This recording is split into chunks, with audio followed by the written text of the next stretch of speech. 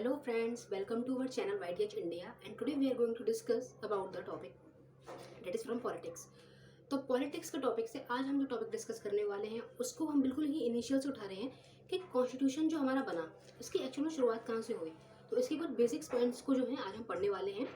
तो हम सबसे पहले ये जानते हैं कि कॉन्स्टिट्यूशन की शुरुआत मतलब ये दिमाग में आया कहाँ से कि एक संविधान भी होना चाहिए, किस तरीके से जो है इसकी शुरुआत हुई, ठीक है, किस इंडियन ने जो है इसके बारे में सोचा कि हमारा भी एक संविधान होना चाहिए, तभी तो हम जो है एक इंडिपेंडेंट स्टेट की तरह जो है रन कर पाएंगे गवर्नमेंट को। तो इसीलिए आज हम जो टॉपिक पढ़ने वाले हैं that is making of the constitution.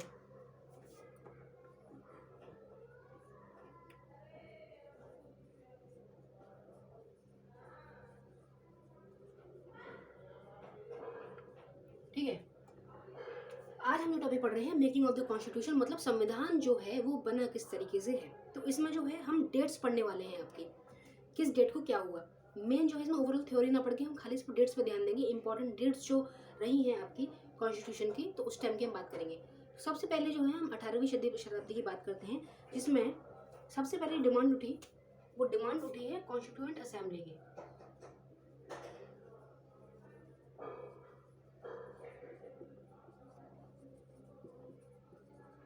Constituent assembly की डिमांड उठी है कब?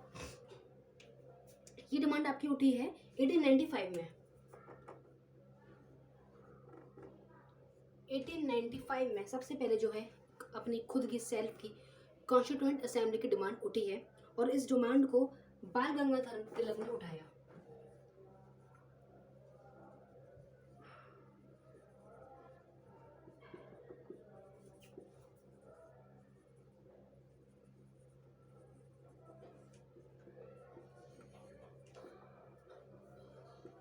इन्होंने जो है वो कॉन्स्टिट्यूएंट असेंबली की मांग करी, लेकिन अंतर ये है कि इन्होंने अनऑफिशियल तौर पर इस असेंबली की जो है आपकी मांग करी है। तो आप इसमें लिख लीजिए अनऑफिशियली। अनऑफिशियली तौर पर इन्होंने जो है कॉन्स्टिट्यूएंट असेंबली की जो है आपकी मांग करी है। इसके अलावा इनकी जो पार्टी थी उसका नाम था स्वराज पार्टी।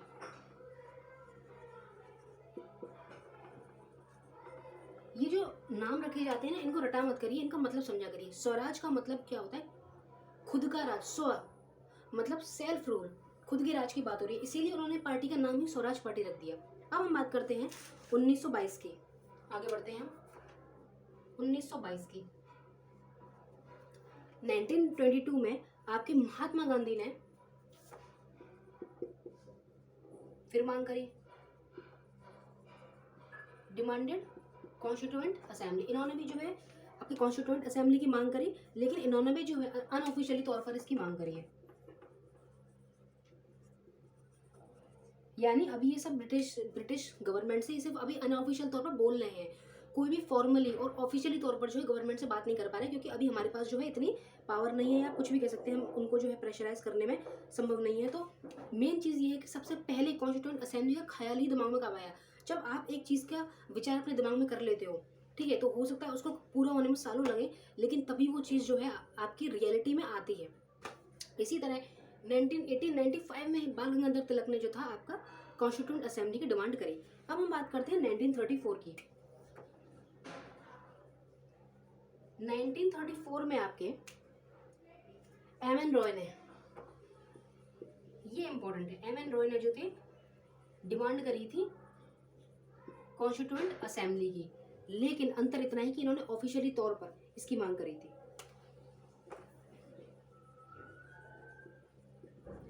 ऑफिशियली तौर पे इन्होंने इसकी मांग करी थी और वो भी रिटन फॉर्म में इन्होंने इसकी मांग करी थी। बाल गंगाधर तिलक को देखते हुए महात्मा गांधी ने करी, और महात्मा गांधी के बाद ऑफिशियली तौर पे जो है बिल्कुल संवैधानिक तौर पर जो है एम.एन. रॉय, मनेंद्र नाथ, इनका पूरा नाम था मनेंद्र नाथ रॉय ने आपका 1934 में 1934 में ऑफिशियली तौर पर जो है इसकी मांग आपकी करी थी। उसके बाद जो है 1935 में फिर कांग्रेस ने मांग करी।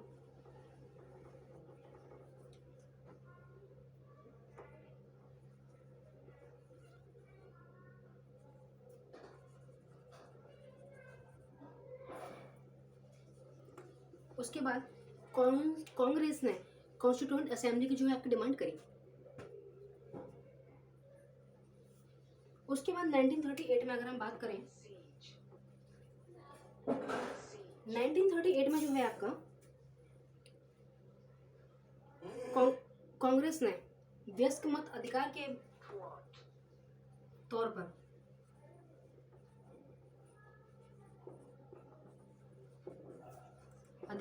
पर इन्होंने जो है कॉन्स्टिट्यूएंट असेंबली की डिमांड करी,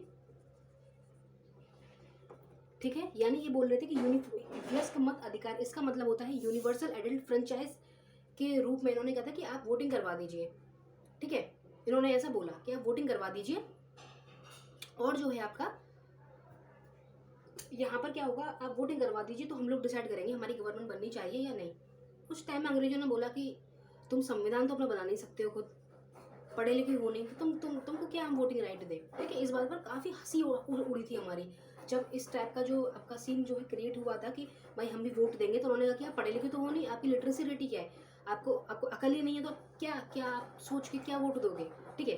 तो ऐसा अंग्रेजों ने बोला था। और लेकिन यहाँ पर जो था यूनिवर्सल एडल्ट फ्रेंचाइज के तौर पर जो है कॉन्स्टिट्यूशन असेंबली की जो है डिमांड करी गई आपकी, और नेहरू ने इसको डिमांड किया था, नेहरू के द्वारा, जिसमें इन्होंने आपकी एज को, वोटिंग एज को 21 से 18 करने की बात करी थी, आपकी 21 से 18 ईयर्स तक करने की बात करी थी।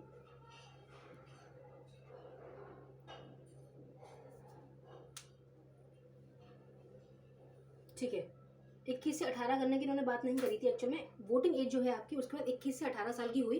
कब हुई थी ये आपकी 1989 में 61 कॉन्स्टिट्यूशनल अमेंडमेंट एक्ट के द्वारा, कॉन्स्टिट्यूशनल अमेंडमेंट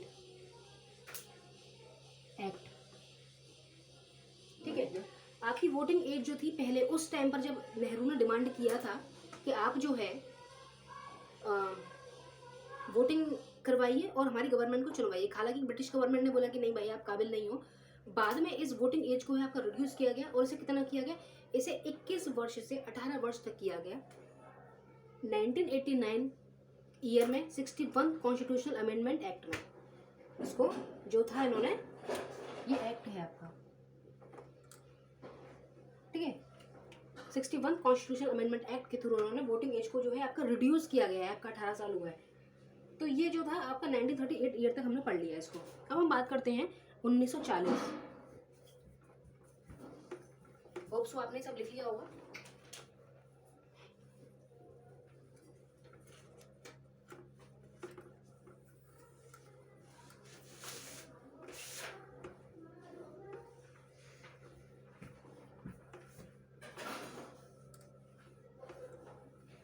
हम बात करते हैं 1940। अभी वर्ल्ड वॉर का टाइम है, पूरी दुनिया में जो है एक टाइप से आपका वर्ल्ड वॉर 2 चल रहा है आपका। तो देखिए अब कंडीशन कैसे बनी, इन्होंने जो था ऑफर को मान लिया, वर्ल्ड वॉर की वजह से माना इन्होंने, ये राजी किसी भी तौर पे नहीं थे, ठीक है। वर्ल्ड वॉर के तौर पे इन्होंने माना क्योंकि हुआ क्या था कि इनकी सेना जो थी काफ़ी कम पड़ रही थी उस समय हिटलर से लड़ने के लिए। तो इन्होंने कहा कि इंडियंस को भेजो, ये लोग हमारी इंडिया की तरफ से लड़ेंगे। तो यहाँ के लोगों ने कहा कि हम क्यों भेजें, आप तो हमको जो आप हमारे ऑफर मान नहीं रहे हो, हम आपका ऑफर क्यों माने। तो उस ऑफर के लिए इन्होंने जो था ब्रिटिश एग्री हुए, ठीक है। और आपका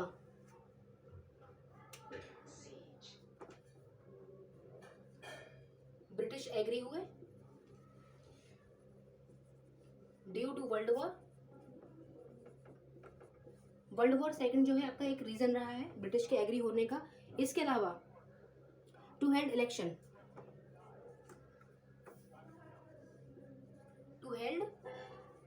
इलेक्शन और कॉन्स्टिट्यूशन के लिए जो है ये लोग रेडी हुए हैं।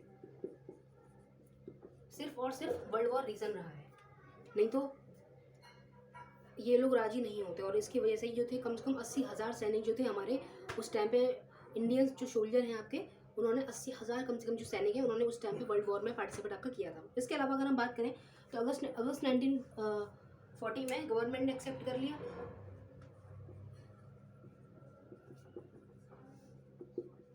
ब्रिटिश गवर्नमेंट ने एक्सेप्ट किया और उन्होंने किसका प्रपोजल रखा आपका, क्योंकि ऑफर ही अगस्त में आया तो इसीलिए इसका नाम भी अगस्त ऑफर रख दिया। तो उन्होंने क्या किया, constituent accept offer of constituent assembly and उसके बाद उन्होंने क्या किया,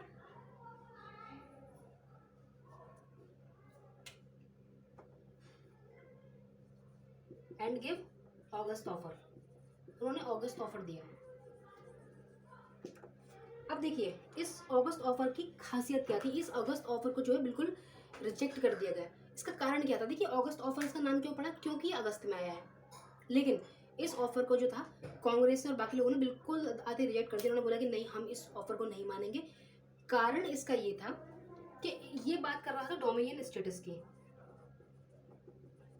ये किसकी बात कर रहा था, डोमिनियन स्टेटस। अब आप लोग कहेंगे कि डोमिनियन स्टेटस क्या होता है। डोमिनियन स्टेटस का सीधा सीधा मतलब ये है कि संविधान तो तुम बनाओगे, सरकार हम चलाएंगे, पावर यानी हमारे पास रहेगी पूरी। वाइस अगर आप बात करें तो विसराय जो होगा, वाइसराय जो होगा या फिर गवर्नर जनरल जो होगा वो हमारा ही आदमी होगा। इसके अलावा नीचे की पोस्ट तुम लोग ले सकते हो, मतलब उसकी भी गारंटी नहीं है। तो वो ये कह रही है कि पावर हमारे पास रहेगी, लेकिन तुम अगर चाहो तो गवर्नमेंट रन कर सकते हो। तो उसका फायदा ही क्या, यानी कोई भी अगर एक्सक्लूसिव अथॉरिटी है वो तो आपके पास है ही नहीं। आप गवर्नमेंट में होकर भी गवर्नमेंट का कोई डिसीजन ले ही नहीं पाओगे। तो ये था डोमिनियन स्टेटस, जिसमें ब्रिटेन जो है पावर अपने हाथ में रखना चाह रहा है। तो इसको बिल्कुल डिनाई कर दिया गया। अगस्त ऑफर को जो था इन लोगों ने मना कर दिया कि नहीं भाई, ऐसा ऑफर हम नहीं मानेंगे, ये जो बिल्कुल बेकार है। इसीलिए आचार्य विनोबा भावे जो थे, आचार्य विनोबा भावे, उन्होंने इसको रिजेक्ट कर दिया by individual movement. Individual movement के थ्रू उन्होंने जो था इसको बिल्कुल कंप्लीटली इसको रिजेक्ट किया। आचार्य विनोबा भावे ने इसको रिजेक्ट किया, ठीक है। और इन्होंने कहा, नेहरू ने इसको कहा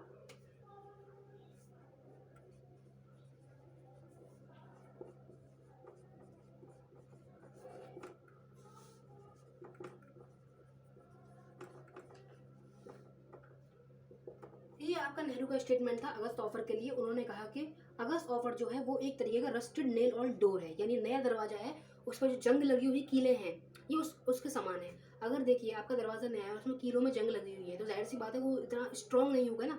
तो इसीलिए उन्होंने जो है, नेहरू ने ये स्टेटमेंट दिया और विनोबा भावे ने तो उसको रिजेक्ट ही कर दिया और उन्होंने अपना जो है एक इंडिविजुअल मूवमेंट चलाया। तो अब तक जो था हमने अगस्त ऑफर तक पढ़ लिया। देखिए हमें आज़ादी 1947 में मिली है और हम 1940 तक अब आ चुके हैं। इसके बारे में एक और प्लान लाए ये लोग, अंग्रेजों ने फिर कहा कि क्योंकि अंग्रेजों को जरूरत थी, उनके सैनिक तो खत्म हो चुके थे वर्ल्ड वॉर में, वो कह रहे थे यार हम लड़ेंगे कैसे, ये तो मान नहीं रहे इंडियंस। अब कांग्रेस की पावर यहाँ पर आ रही थी, यानी अंग्रेज समझ चुके थे कांग्रेस की पावर जो है, मतलब कांग्रेस अपने आप में ही इंपॉर्टेंट पावर है, अगर हम इससे पंगा लेंगे तो हमें दिक्कत हो सकती है, ठीक है। राज करोगे कैसे अगर आपके सारे सैनिक खत्म हो जाएंगे। और इन्होंने, ऐसा तो था नहीं इनका एक कंट्री पे कंट्रोल था। बोला जाता है कि दुनिया के 28% हिस्से पे, दुनिया के 28% जितनी भी आपकी धरती है ना, पूरी लैंड वाला जितना भी हिस्सा है, उस लैंड वाले हिस्से में कम से कम 28% हिस्से पर तो अंग्रेजों ने कब्जा किया ही किया था उस टाइम पर, ठीक है। तो जब पैसा नहीं होगा, आपके पास सेना नहीं होगी, तो आप बाकी सारे जितने भी आपके देशों में आपकी गवर्नमेंट चली उसको रन कैसे करोगे। तो समझौता करना इनकी एक मजबूरी थी। इसीलिए 1942 में आया है क्रिप्स मिशन। आगे चलते हैं, हम क्रिप्स मिशन की बात करेंगे। आपका ये अगस्त ऑफर था जो कि आपको रिजेक्ट कर दिया गया।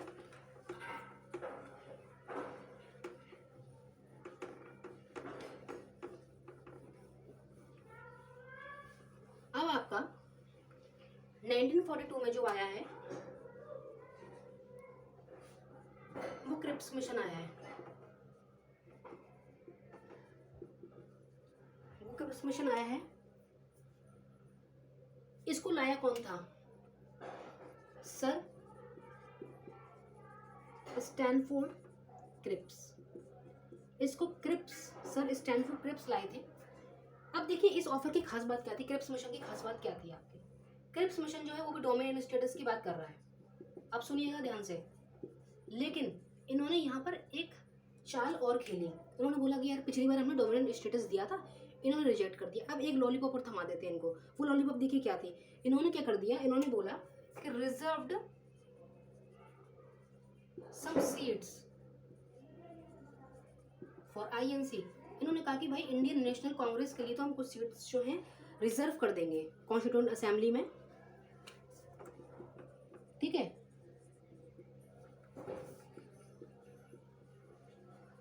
लेकिन इसके कारण क्या हुआ, विच प्रोवोक, इसने क्या कर दिया, विच प्रोवोक मुस्लिम लीग। इसके कारण कि मुस्लिम लीग नाराज हो गई। कांग्रेस और मुस्लिम लीग जो था उस टाइम पर जो है अलग अलग काम कर रहे थे आपके, तो मुस्लिम लीग जो है यहाँ पर नाराज हो गए।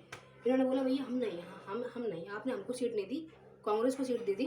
क्योंकि अंग्रेजों ने उस टाइम पर कांग्रेस की पॉलिसी को जाना। एक्चुअल में ये लोग करते क्या थे, 20 सालों के लिए हिंदुओं को सपोर्ट किया, 20 टाइम के लिए मुस्लिमों को सपोर्ट किया। इससे क्या हुआ कि एक इन्होंने डिवाइड एंड रूल की पॉलिसी जो थी अपनाई। अब इन्होंने फिर क्या किया, फिर यहाँ पर ये इंडियन नेशनल कांग्रेस को सपोर्ट कर रहे हैं, और इंडियन नेशनल कांग्रेस को जो मेनली सपोर्ट था वो हिंदूज का था, और मुस्लिम लीग का मेन सपोर्ट मुस्लिम सेक्ट था। यानी मुस्लिम सेक्ट यहाँ पे फिर दोबारा खफा हो गया, और आगे चलकर यही मुस्लिम लीग जो है वो पाकिस्तान की डिमांड करेगा आपकी, ठीक है। तो अभी जो है खाली हम इसको पढ़ रहे हैं, तो ये 1942 का समय आ गया, अभी भी 5 साल बचे हुए हैं आपके, अगर आप देखें 42 आया है। अब देखिए इसको फिर से जो है रिजेक्ट कर दिया गया आपका क्रिप्स मिशन को, और गांधी जी ने इसमें क्या बोला, गांधी जी ने इसको बोला ये एक पोस्ट डेटेड चेक है, यानी ये एक ऐसा चेक है ऑफ सिंकिंग बोट, डूबती हुई नाव का ये एक पोस्ट डेटेड चेक है, ऐसा गांधी जी ने स्टेटमेंट दिया। ये स्टेटमेंट आपको क्यों लिखाए जा रहे हैं, इस स्टेटमेंट का डायरेक्ट क्वेश्चन आ जाता है कि ये स्टेटमेंट दिया हुआ है और इसको किसने कहा है, तो रस्टेड नेल और डोर को नेहरू जी ने कहा है, और पोस्ट डेटेड चेक वाला स्टेटमेंट जो है आपका महात्मा गांधी ने दिया है। ये क्वेश्चन कभी कभी आ जाते हैं, और यहाँ से क्वेश्चन किस तरीके से बनेंगे, तो आपका जो था क्वेश्चन अरेंजमेंट में आया था, August offer, Cripps mission, cabinet mission, तो उसमें उन्होंने कहा था कि कौन सा प्लान सबसे पहले आया, ठीक है, तो उसका आंसर क्या था आपका अगस्त ऑफर। इसके अलावा क्वेश्चन ये आया कि इन चारों प्लान्स को उन्होंने दे दिया, August offer, Cripps mission, cabinet mission plan जो आगे आएगा आपका, इन्होंने बोला इसके बाद एक और कोई प्लान और दे दिया, इन्होंने बोला कि इसको असेंडिंग ऑर्डर में लगाइए, सबसे पहले कौन सा आया, फिर कौन सा आया, फिर कौन सा आया। तो अगर आपको डेट्स याद होंगी तभी तो आप उसको असेंडिंग ऑर्डर में लगा पाएंगे। तो क्वेश्चन जो था यहाँ से इस तरीके से बना था। अब हम आगे बात करते हैं आपकी 1946। अब हम 1942 के बाद इसको भी रिजेक्ट कर दिया गया, डोमिनियन स्टेटस की बात हो रही, डोमिनियन स्टेटस को जो था कांग्रेस ने बिल्कुल रिजेक्ट कर दिया। कांग्रेस इस लड़ाई में नहीं फंसी, उन्होंने बोला कि यार अब फंसे तो हम दोबारा कभी ले नहीं पाएंगे। उन्होंने बोला कि हमें तुम्हारी सीट नहीं चाहिए, हम इसको रिजेक्ट कर रहे हैं, क्योंकि आप अभी भी इसमें डोमिनियन स्टेटस की बात कर रहे हैं, यानी पावर आपके पास रहेगी, सीट्स अगर हमारे पास है तो हम क्या करेंगे उसमें, ठीक है। फिर दोबारा क्रिप्स मिशन को जो था आपका फेल कर दिया गया। अब हम आगे बात करेंगे 1946 आ रहा है यहाँ पर, यानी आज़ादी से 1 साल पहले। अब आएगा यहाँ पर आपका कैबिनेट मिशन प्लान। इसी प्लान को जो था एक्सेप्ट किया गया था, और 1 साल बकायदा आपकी इंटरिम गवर्नमेंट भी चली है, लेकिन हमने 1947 को ही अपना देश की आज़ादी का ईयर माना है। हालांकि रियल आज़ादी जो अगर आप बात करें तो वो आपको 1946 में मिल गई थी, क्योंकि उस समय इंडियन ने इंटरिम गवर्नमेंट जो थी फॉर्म कर ली थी आपकी।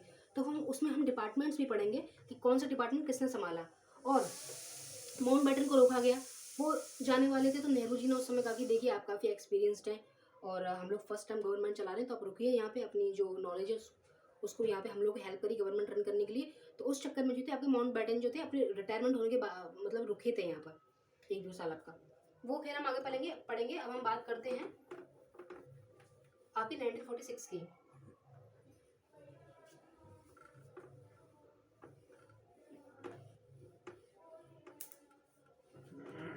1946 में आपका क्या आया है, अब cabinet mission plan. Cabinet mission plan की बात 1946 में आपकी हो रही है, जिसमें देखिए अब इसके चेयरमैन कौन है, मेन क्वेश्चन कभी कभी आ जाता है आपका। इसमें चेयरमैन है आपके Pethick Lawrence, sir Alexander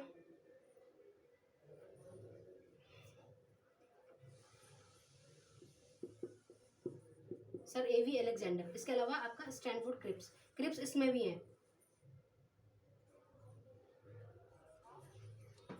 Stanford Cripps भी इसके चेयरमैन आपके रहे हैं। तो ये भी एक इंपॉर्टेंट चीज़ है। तो चेयरमैन में क्वेश्चन आ जाता है कि क्योंकि कैबिनेट मिशन प्लान ही वो है जिसको एक्सेप्ट किया गया और हमारे देश को आज़ादी मिली है, तो इसीलिए इसके चेयरमैन का क्वेश्चन आ जाता है। तो तीनों को रट लीजिएगा आप। अब देखिए बात करते हैं कि कैबिनेट मिशन प्लान के फीचर्स क्या हैं, इसमें इंपॉर्टेंट फीचर्स क्या क्या हैं। ये इसमें यहाँ बात कर रहा है, ये कह रहा है कि टोटल सीट्स जो होंगी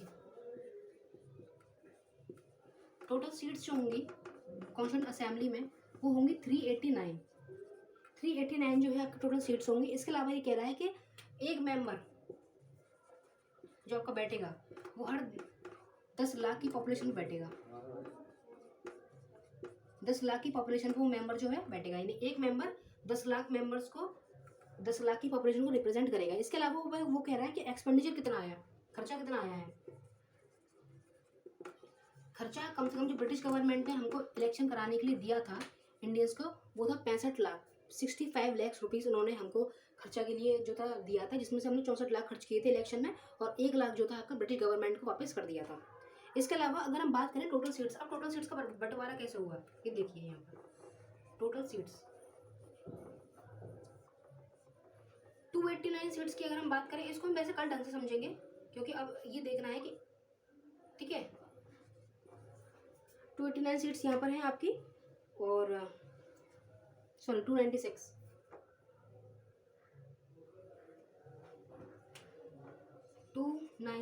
और ये है आपकी 93। 296 सीटें जो है आपकी ये हैं ब्रिटिश इंडिया की।